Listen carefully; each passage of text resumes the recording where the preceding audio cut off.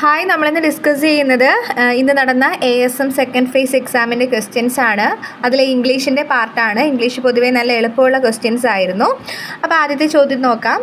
Choose the suitable collective noun to complete the phrase given below. A dash of stairs, അതിൻ്റെ answer ആയിട്ട് വരുന്നത് flight of stairs എന്നാണ്. Flight എന്ന് വെച്ചാലാണ് നമ്മൾ സ്റ്റെയേഴ്സിൻ്റെ കളക്റ്റീവ് നൗണായിട്ട് യൂസ് ചെയ്യുന്നത്. സ്യൂട്ട് എന്ന് വെച്ചാൽ റൂം പോലെയുള്ള കാര്യങ്ങൾക്കും, ഫ്ലീറ്റ് കാറ് പോലെയുള്ള കാര്യങ്ങൾക്കും, പാക്ക് എന്ന് വെച്ചാൽ കാർഡുകൾക്കൊക്കെയാണ് നമ്മൾ അങ്ങനെ യൂസ് ചെയ്യാറുള്ളത്. അപ്പോൾ ഇവിടെ ആൻസർ ആയിട്ട് വരുന്നത് a flight of stairs, option A ആണ്. അടുത്ത രണ്ടാമത്തെ ചോദ്യം, add the right question tag to following statement to make it a question. She seldom goes out.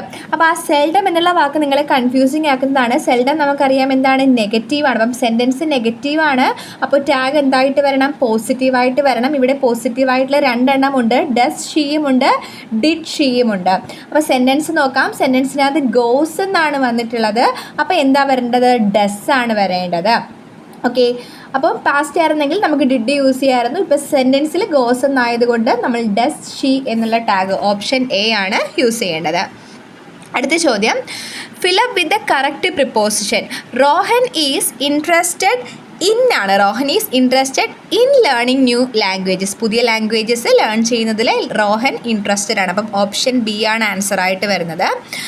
അടുത്ത നാലാമത്തെ ചോദ്യം, change the following sentence from active to passive. ആക്റ്റീവിൽ നിന്ന് പാസീവിലേക്ക് ആക്കാനാണ് ചോദ്യം. My cousin has drawn this picture എന്നുള്ളതാണ്. അതിൻ്റെ ആൻസർ ആയിട്ട് വരുന്നത് ഓപ്ഷൻ സി ആണ്. This picture has been drawn by my cousin എന്നാണ്. അതായത് ഹാസ് വരുന്നതുകൊണ്ടാണ് has been drawn by my cousin എന്ന് നമ്മൾ യൂസ് ചെയ്യുന്നത്. ഓക്കെ, അടുത്ത ചോദ്യം, wide means a same. Wide എന്ന് വെച്ചാൽ നമ്മൾ പറയും വൈഡ്, നെക്കൊക്കെ വൈഡ് ആണെന്ന് വെച്ചാൽ എന്താണ്, കുറച്ച് ബ്രോഡ് ആണല്ലേ. അപ്പം അതിൻ്റെ ആൻസർ ആയിട്ട് വരുന്നത് ബ്രോഡ് എന്നാണ്. കുറച്ച് വൈഡ് ആയിട്ടുള്ള ചിന്താഗതി എന്നൊക്കെ പറയും. അതെന്ന് വെച്ചാൽ എന്താണ്, കുറച്ച് വിശാലം, ബ്രോഡ് എന്നാണ് അതിൻ്റെ ആൻസർ വരേണ്ടത്.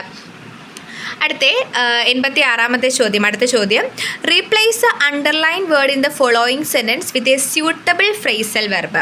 I will cancel the trip. Cancel എന്നുള്ളതിന് നമ്മൾ കോൾ ഓഫ് ചെയ്യുക എന്നാണ് പറയുന്നത്. നമ്മൾ പൊതുവേ യൂസ് ചെയ്യുന്നൊരു വാക്കാണ് കോൾ ഓഫ് ചെയ്യുക, അതായത് സ്റ്റോപ്പ് ചെയ്യുക അല്ലെങ്കിൽ ക്യാൻസൽ ചെയ്യുക എന്നുള്ളത്. അപ്പോൾ കോൾ ഓഫ് ആണ് ഇതിൻ്റെ ആൻസർ ആയിട്ട് വരുന്നത്. അടുത്ത 87ാമത്തെ ചോദ്യം, ആർഗ്യുമെൻറ്റിൻ്റെ കറക്റ്റ് സ്പെല്ലിംഗ് ആണ് ARGUMENT എന്നുള്ള ഓപ്ഷൻ സി ആണ് ആൻസർ ആയിട്ട് വരുന്നത്. നമ്മൾ പൊതുവേ ആർഗ്യൂ എന്ന് പറയുമ്പോൾ GUE യൂസ് ചെയ്യും. അപ്പോൾ അത് വെച്ച് ഓപ്ഷൻ എ മാച്ച് ചെയ്യാനുള്ള ചാൻസ് ഉണ്ട്. പക്ഷേ ഓപ്ഷൻ സി ആണ് കറക്റ്റ് ആൻസർ ആയിട്ട് വരുന്നത്.